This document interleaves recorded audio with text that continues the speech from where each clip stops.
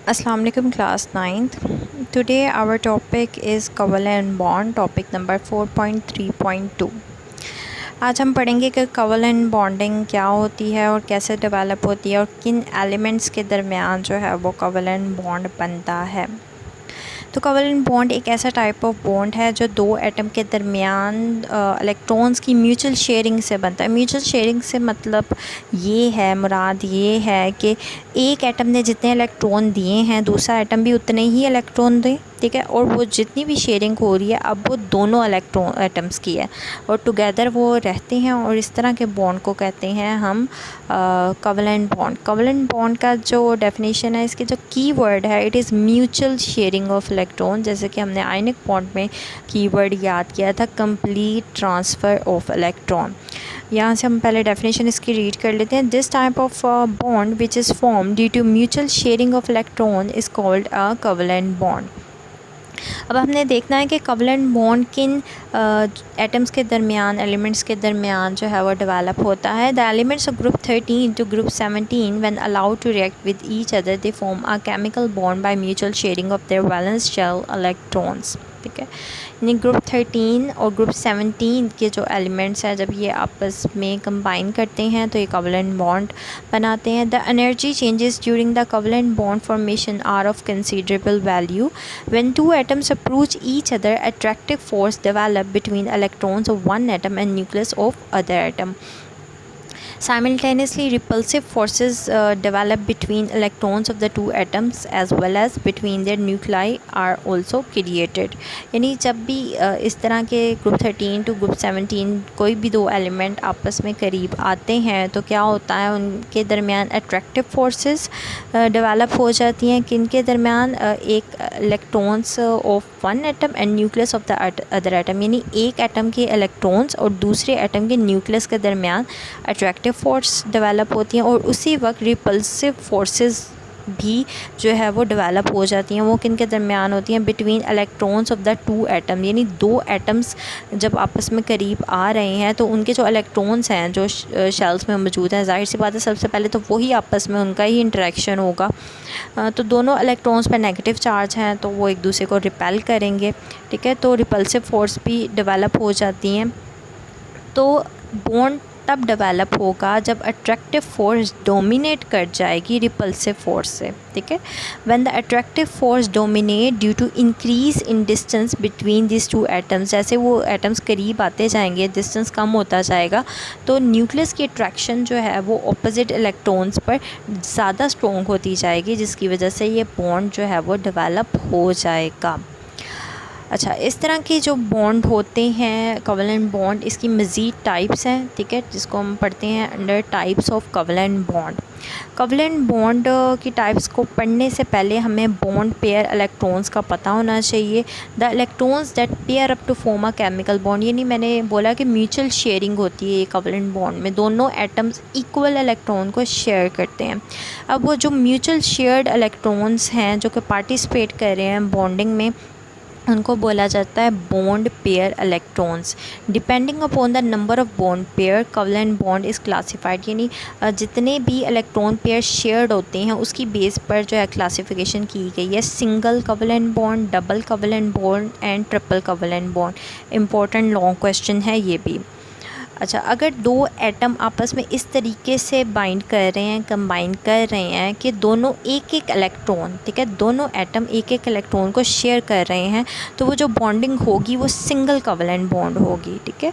Definition मैं read out कर देती हूँ। When one electron is contributed by each bonded atom, ठीक है, जब एक एक इलेक्ट्रॉन दोनों एटम ने शेयर किया और टुगेदर जितने इलेक्ट्रॉन्स की शेयरिंग हुई वो दो इलेक्ट्रॉन थे, यानी एक पेयर ऑफ इलेक्ट्रॉन शेयर हुआ है, तो इस तरह की बॉन्डिंग को हम बोलते हैं सिंगल कोवेलेंट बॉन्ड। एग्जांपल्स यहाँ पर जो जितनी भी दी गई हैं आपने सारी करनी है। ये नहीं करना कि आप एक याद रख लें कि एक इनफ है, नहीं, आपने सारी याद करनी है, क्योंकि ये ऑब्जेक्टिव में अक्सर पॉइंट आ जाता है कि बताएं what is the type of bond between CH4। तो जब आपने याद किया होगा you will be able to answer, तो H2 एक जो है ऐसा कंपाउंड है जिसमें सिंगल कोवलेंट बॉन्ड डेवलप होता है। Cl2 में सिंगल कोवलेंट बॉन्ड है, HCl में सिंगल कोवलेंट बॉन्ड है, CH4 में सिंगल कोवलेंट बॉन्ड डेवलप होते हैं between carbon and hydrogen.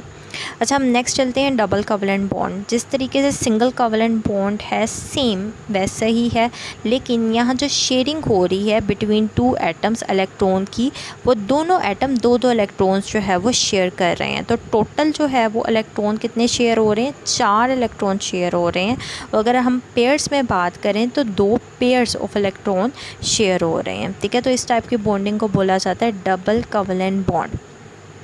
Double covalent bond को जब रिप्रेजेंट करने की बात आती है तो हम इसको डबल लाइन से रिप्रेजेंट करते हैं। जैसे सिंगल कोवलेंट बॉन्ड में हम सिर्फ सिंगल लाइन से रिप्रेजेंट करते हैं।